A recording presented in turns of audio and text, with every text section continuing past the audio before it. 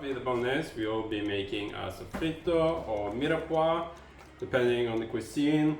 But yeah, so that is onion, celery, carrots. Since we're making a batch for several servings, I'll be using 2 of each. I'll also be using half a kilo of meat.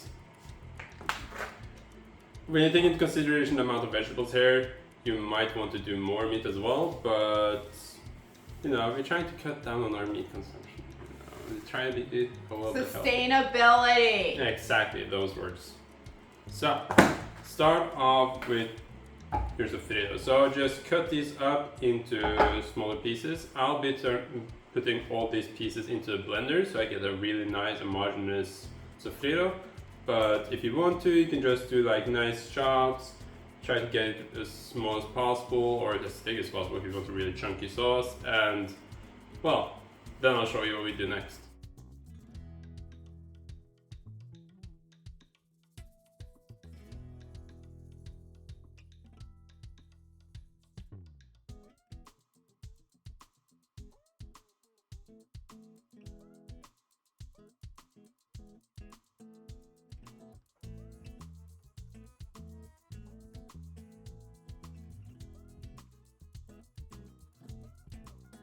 So now we come to our meat. We're done with our mirepoix, really nice and homogeneous. We will be cooking some bacon, but first we'll be cooking our beef. So I have a half a kilo here. This is a good moment to do some seasoning in there. Let's see. Generous amount of salt. Let's do some pepper as well.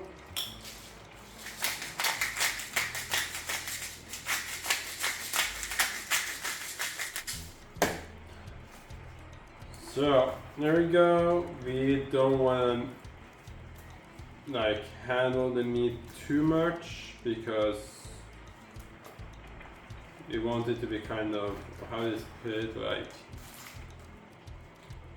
I don't want it to be like one ball, like Swedish meatballs. That's not what we were looking for. We want like pockets of air, kind of like Italian meatballs. So now we'll just take our balls here. We'll roughly shape them.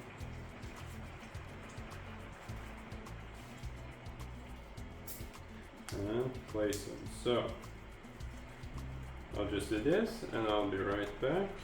You will be seeing me doing this at a lightning speed, which I wish I could actually match in real life.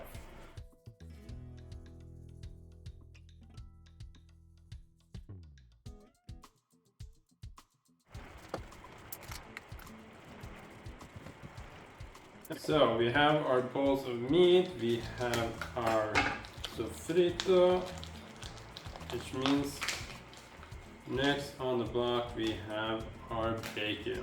So with the bacon, I just want to cut really small pieces. Just want the delicious fat from it. It also, it's these tiny pieces you can distribute evenly around the sauce.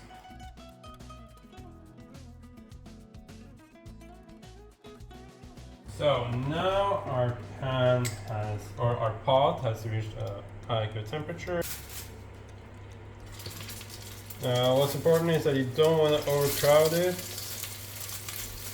If you overcrowd the pot, you'll end up just boiling them and not really frying them. So sufficiently with space.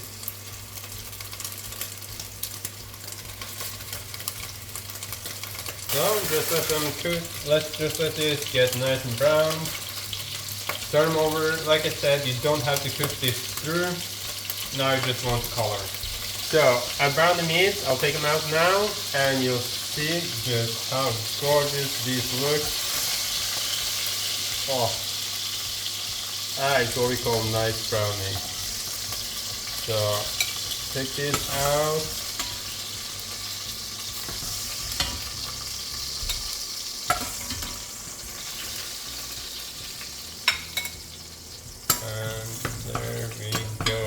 So next up is the bacon. I just added the bacon, so I'm gonna let that fry. Once it's fried, I'll add the sofrito and we'll start cooking that one down.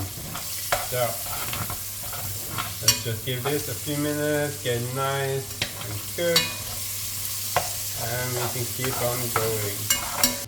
So now the bacon is looking fine, and that means I can add our sofrito. So with the bacon still in there, just pour it in.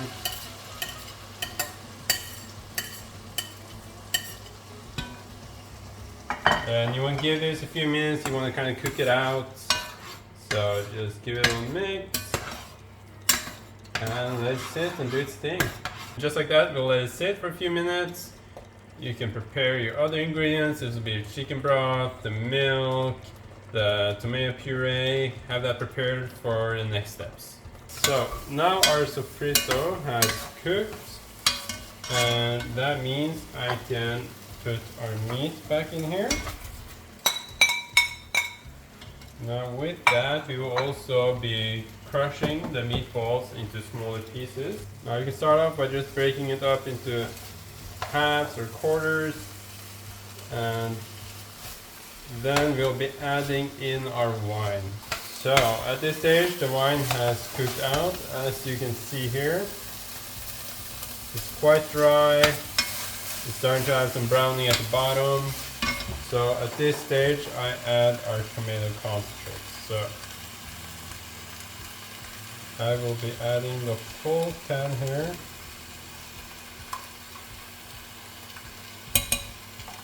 Okay.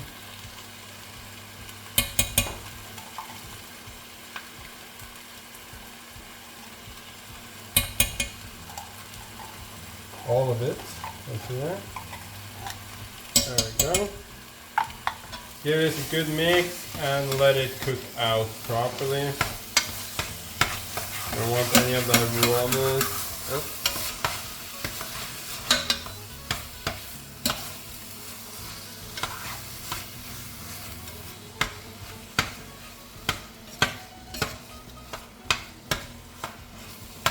There we go.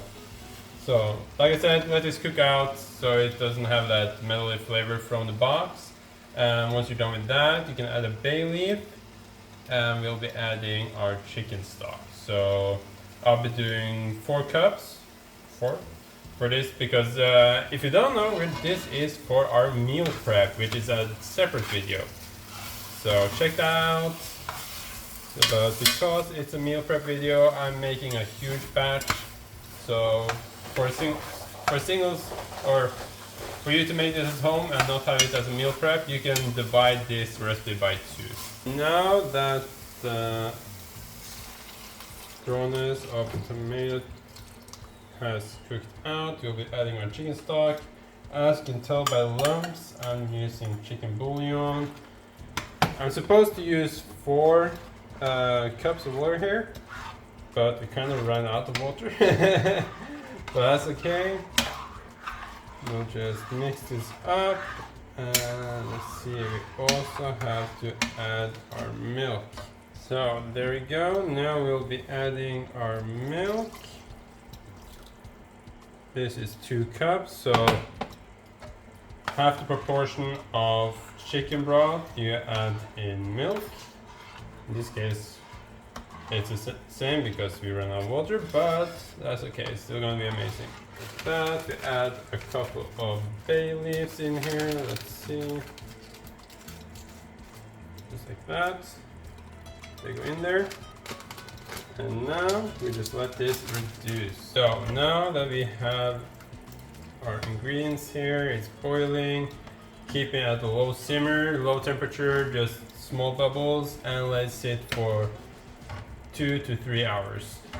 Once that's done, you want to come back occasionally to stir it, making sure that it's not burning at the bottom.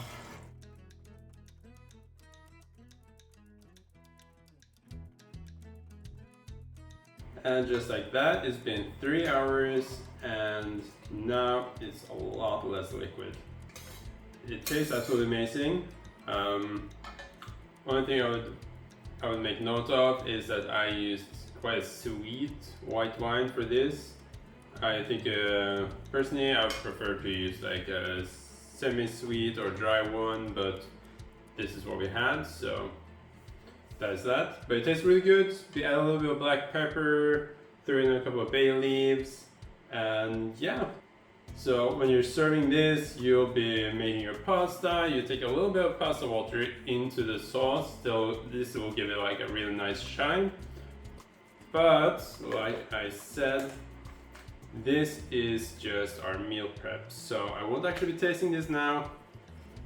Maybe I'll do a little short video when we're actually eating it, just to show how it is on the plate. But yeah, let's see here. Pour this over.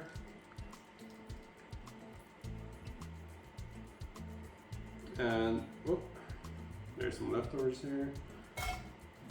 Yeah, like I said, make sure to stir it every once in a while, especially once you come to the end.